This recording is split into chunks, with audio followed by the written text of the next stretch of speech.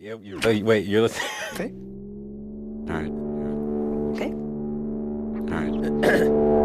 All right. You're Listening to Radiolab. Radio From WNYC. See? Yeah. Rewind. Hey, I'm Latif Nasser. This is Radiolab. This week would have been the 91st birthday of a person who I think it's fair to say is one of the show's all-time favorite human beings, the late neurologist and science writer, Dr. Oliver Sacks. We had spoken to Oliver Sacks many, many times on this show, and his essays about his patients, most famously Awakenings and The Man Who Mistook His Wife for a Hat, they are a model for what we like to do around here. The mix of science and heart and curiosity. So today what we're going to do for you is to play you a conversation that one of our other all-time beloved humans, Robert Krulwich, had with Dr. Sacks about a decade ago. Dr. Sacks was just turning 80 years old at the time. So to celebrate, Krulwich sat down with him and had him explain how thousands of worms and a motorbike accident led to his brilliant career as a writer. Mr. Robert is here. I asked him, would you mind sitting down and talking to me about how you got started? And he said, well, all right. The truth is, though, my start wasn't all that easy. In fact, it was kind of rough. I came to New York in '65. He wasn't planning to write essays about science, not at all. I wanted to be a real scientist. The kind that does experiments in a lab. And he had a research position at Einstein Medical Center in the Bronx, working with Worms. earthworms? Right. Earthworms. Oh. I'm afraid I committed a sort of genocide of worms from the front garden at Einstein. I collected them by the 100 and by the 1,000. How many altogether? Tens of thousands. The thing about worms is when you give them a little poke, you give them a little... They have very quick reactions, startle reactions when they curl up. They react faster than people do, and he wondered, well, why? So he decided to focus on the wrappers that surround their nerve cells, which are made from a very thin substance called myelin. So thin, you have to peel it off really delicately. One is looking for a little amount of myelin in their giant nerve fibers, maybe 1,000th of the weight of each worm. So you're digging up lots of earthworms, but how did they die? Well, I don't want to be pressed on that point. Oh, come on. Give me a little. We sort of anesthetize them and put them out. Until very gradually he accumulated a precious ball of myelin that he could then take to a laboratory to experiment with. Of course, like any good scientist, he also took notes. I kept fairly detailed notes in a huge green notebook, my lab notebook. At that time, I lived here in the West Village. I had a motorbike, and I went in daily to Einstein in the Bronx. I sometimes took the book home at night to ponder over. But one morning, when I was in a bit of a hurry, I failed to secure it properly to the motorbike. And when I was on the Cross Bronx Thruway, the notebook broke loose and fell off the bike.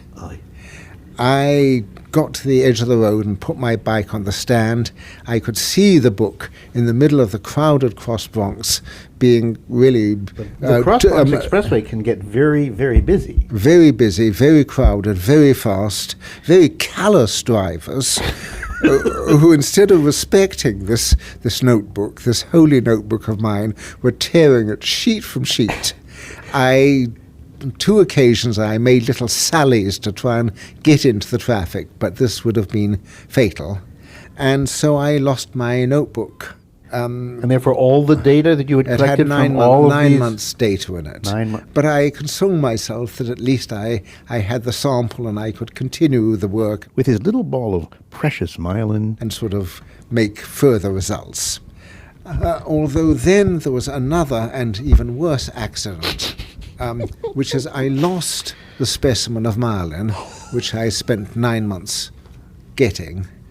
And I mean, the thing that you pulled out of all these many animals? It's like how did you lose it? I don't know what happened to it. I'm afraid I am a loser. And then the powers that be got together And basically, in a very kind but firm way, they said, Sachs, you're a menace. Go see patients. You'll do less harm. So no more lab work for you. No more lab work for me. And The rest is history. And the rest is history. So now, instead of a scientist in a lab, Oliver is assigned to what's basically a nursing home. The original name had been the Beth Abraham Home for Incurables. Now it was just Beth Abraham Hospital up in the Bronx. Some of my contemporaries said, this is the sticks. No ambitious doctor would work in a place like this. But I found it perfectly to my liking, because I could spend a great deal of time with patients. Though on the day that he arrived, as he stepped into the lobby, he looked around for the first time and he thought to himself, what is going on here? Because everywhere he looked, he saw people. Some in chairs, some standing. Totally still, like frozen. And though he didn't know this yet, these folks would become yet another accident, or maybe I should call it a collision, between Oliver and the science community. One that would be much more painful than getting exiled from the lab. But this time, he would stand his ground and he'd fight. Yes, right. Well, one of the things... Oliver's frozen patients had gotten sick back in the 1930s from a fever called encephalitis lethargica. They'd survived the disease, but it left them, as one doctor put it, as extinct volcanoes. In whom there was very little behavior and very little sign of mind of an interior. They'd been stuck at Beth Abraham ever since. And it seemed in 1966, when I went there, that there was no hope or no future for them. But then 1 year into his new job, a paper came out that said large doses of a chemical called L-DOPA, levodihydroxyphenylalanine, seemed to help Parkinsonians unfreeze a little bit. And Sachs thought, well, who knows? Maybe they could help my patients. It was a hunch. So he wrote the Drug Enforcement Agency in Washington asking for a supply of L-DOPA so he could run a study. If you've seen the movie, you know what happens next. Dr. Sayer? What is it? It's a f***ing miracle. For the patients with L-DOPA, the changes were, to put it mildly, dramatic. Where are my glasses? They're on your face. Oh, thank you. Can you describe just a little bit what you were seeing? Well, I was seeing people become alert, attentive to their surroundings, able to move, and able to feel in a way they hadn't been able to for sometimes decades. Anthony, how are you? Great, man. How are you? Great, too. All right, man. Some of these changes Oliver could see and measure, but to get a fuller sense of what was happening, he wondered what was it like on the inside to suddenly walk and talk and feel after so long. Wonderful, wonderful, said a patient he called Hester, who in one weekend burst out of a 30-year silence. I'm a new person. I feel it. I feel it inside. I'm a brand new person. I feel so much. I can't tell you what I feel. He gave his patients diaries, and he told them, well, tell me what you're feeling and experiencing. Again, here's Hester. I feel very good. My speech is getting louder and clearer. My hands and fingers move more freely. I can even take the paper off a piece of candy, which I haven't done for years. The following day she wrote, anyone who reads this diary will have to excuse my spelling and my writing. They must remember that I haven't done any writing for years and years. And to this she added very poignantly, I would like to express my feelings fully. It is so long since I had any feelings. I can't find the words for my feelings. I would like to have a dictionary to find words for my feelings.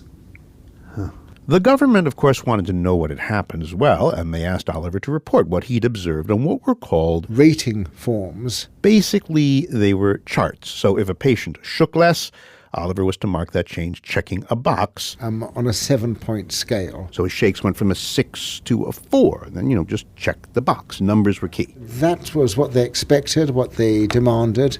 And that was enough for them? That would have been enough for them. But not for Oliver. He had seen so much that wouldn't even begin to fit on a 7-point inventory. He said, I'm not doing this. And I then stopped keeping these rubbishy inventories. Because they didn't say enough.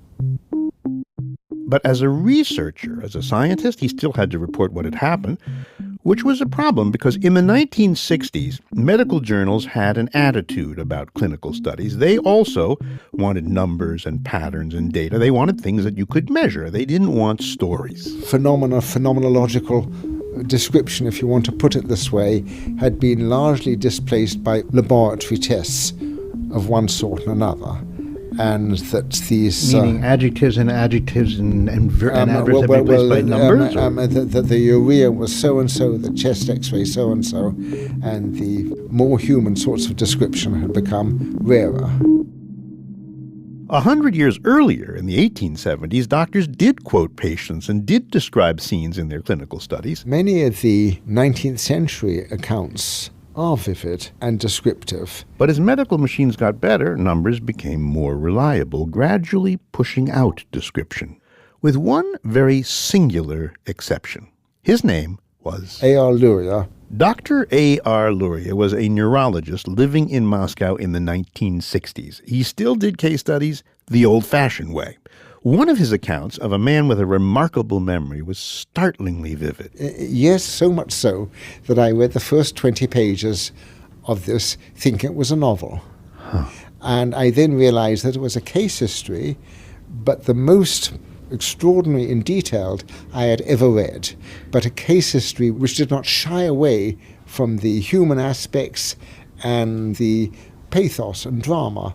And then in 1967, I read a book, also by Dr. Luria, called Human Brain and Psychological Processes.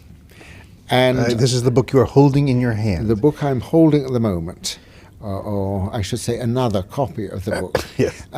When I read the book, I got appalled or frightened and awed by its power and its depth and its narrative sweetness. Wait a second, Oliver thought. This man is doing exactly what I want to do. And suddenly he was jealous and maybe more than a little competitive because this guy was doing it so well. And I thought, this man has seen it all. He's writing, has thought it all out in detail. Sooner or later, he will see and think and write everything I can. Therefore, there will be no place for me in the world. Luria will have done it all. And I tore this copy in two. I hope you owned this book. It was not the library book. Well, it was indeed a library book, and I explained to the librarian at Einstein, I didn't say that I destroyed the book. I said, most unfortunately, I lost the book, but here is a new copy, and I got another new copy for myself, which I'm holding at the moment. And so, both frightened and boosted by Luria's example, Oliver Sacks sits down and he writes his manuscript for Awakenings. And following Luria's example, he wrote it as vividly as he possibly could, with quotes, with scenes, with emotions. The book came out in 1974. And what happened? Well, when Awakenings was published, many essayists and poets and others liked it very much. Auden said he thought it a masterpiece. That's W.H. Auden, the great poet. And it was selected as Book of the Year by 5 writers. On the other hand, there were no medical reviews whatever. None. Well, to be fair, one small journal ran an editorial saying that among the most surprising things the previous year were the appearance of this extraordinary book and, quote, the strange mutism, unquote, of the profession. The strange M-U-T-I-S-M. Yes, the strange mutism. As in silence. Yes, as in silence. This isn't science, some neurologists said. This is anecdote. Awakenings is not useful. It's overwritten. Where's the data? And what is Sacks doing? The attacks got personal. One of the most painful was from a man who said Sacks is the doctor who mistook his patients for a literary career. The science community almost unanimously ignored Awakenings. But in the middle of this quiet, out of the blue, a letter arrived at Oliver's house. From Moscow. It excited me. It had beautiful handwriting, done obviously with a fountain pen. He opened it, and it was from the man himself, A.R. Luria. And it turns out, Luria not only liked awakenings, he liked exactly what the other neurologists didn't like. He said the art of description, common to the great neurologists and psychiatrists of the 19th century, is almost gone now. And he went on to say that awakening showed it could be revived, and with a great success. Okay, folks, we are going to revive to great success after this short break. Welcome back. We are listening to Robert Krulwich interview the late, great Dr. Oliver Sacks about how he tripped and stumbled into becoming a brilliant science writer. When we left for break, Dr. Sacks had just described receiving a letter of praise from another doctor writer, one whom he very much looked up to. That letter, Luria's letter, plus the response from poets and playwrights and movie makers, gave Oliver the boost he needed to double down and begin writing book after book after book in his new but old style. He wrote stories about husbands who mistook their wives for hats, colorblind painters, deaf people, Touretters, autistic people, blind people. His descriptions in all these books are so full of feeling, he makes these people come alive. This is his legacy. Oliver Sacks is a great includer. And when I asked him, isn't it possible that your critics were maybe a little right? That maybe you overdid it a bit in Awakenings, put in too much description? He says, no. I would now say that the description was inadequate. And I think, for example, that even with ordinary Parkinson's disease, to give an adequate description of how someone with Parkinson's rises from a chair and makes his difficult way across a room may need 50 pages of very clear prose. I think that to describe a sneeze and all the feelings which may precede and attend and succeed it would require many, many pages of lucid prose. Come on, what is a regular neurologist going to do with 50 pages about a sneeze? How's he going to use that? Well, you might indeed be able to use it. Let me give an example. 50 pages on a sneeze? You've just gone from useful to Proust. There's a line here, and you just crossed it. This is literary. This is no longer medical writing for doctors. It's something I else. try to be, and I believe I am a good doctor. And a doctor does not just diagnose a disease. That is the least. He has to do that, but it's the least of what he does. He is also concerned with the impact of the disease on the person, their experience of it, and how they may adapt or otherwise, how they may respond to treatment. So there is quite a strong individual story to be said of everyone with a disease or an injury. Or rather, you must expand the notion of medicine. No, but how far do you expand it? Because you have millions of readers. Your stories have enormous influence. You're loved. The only question that dangles here is what have you done for doctors? They're your holdouts at this point. Well, I think things have changed. And at first there was this strange mutism, especially among senior doctors, though I think junior doctors might sometimes have a copy of Awakenings with a brown paper cover. But now I think narrative has come back into medicine, partly as a thing which is taught in medical school. I never thought of it as anything distinct from medicine, and makes you realize that science is fun and science is play. But okay, so let me just do this. I have one last question.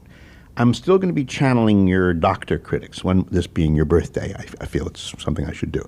So if you were to get sick this afternoon and have to call a doctor, and we'll just say the name of this doctor happens to be Dr. Oliver Sacks, would you trust him to fix you or just talk about you so very beautifully so people all over the world will know your story? Which is that Dr. Sacks best at? Well, it would depend what I had. I'm going to give you an example. Okay. Some years ago, when I was flying to California, the air hostess, the term was used then, came round at one point to get orders for breakfast, And she said, Dr. Sachs? And the man next to me said, yes. And I looked round furiously, and anyhow, it turned out that he was another Dr. Sachs, in fact, a Dr. David Sachs, and he was a pulmonologist from Stanford. We got chatting a little bit until there was a call over the loudspeaker, is there a doctor on the plane?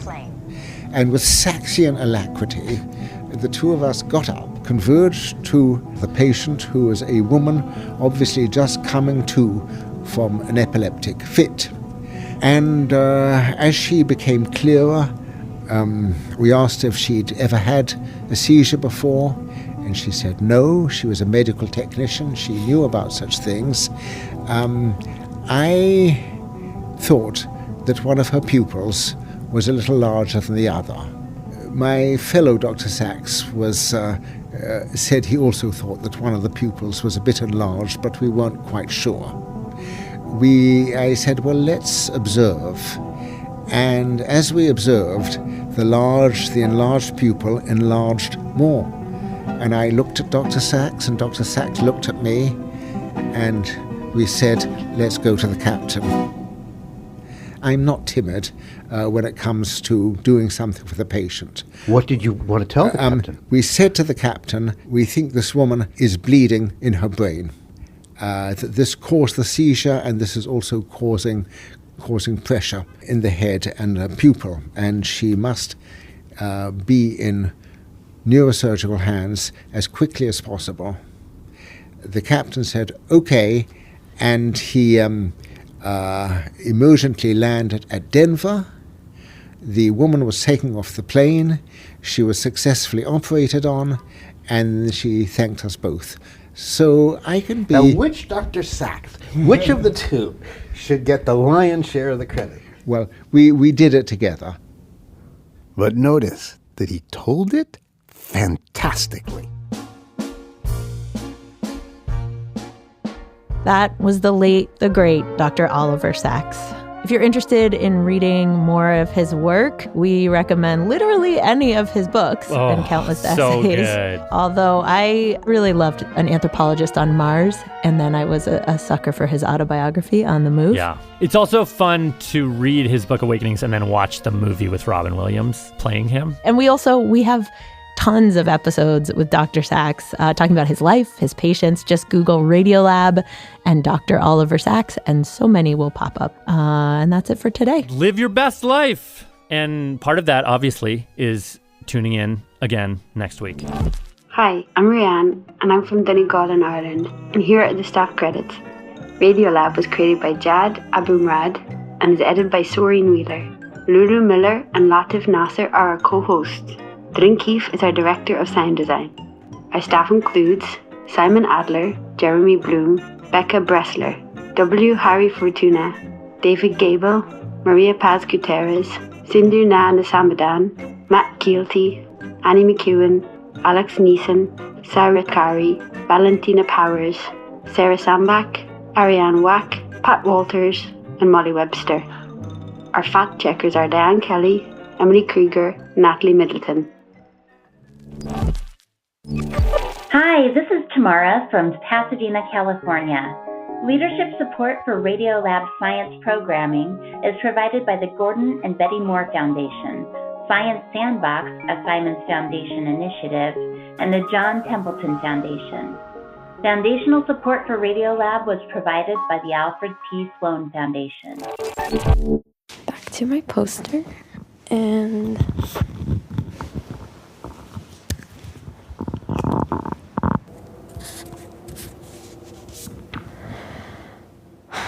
another week done.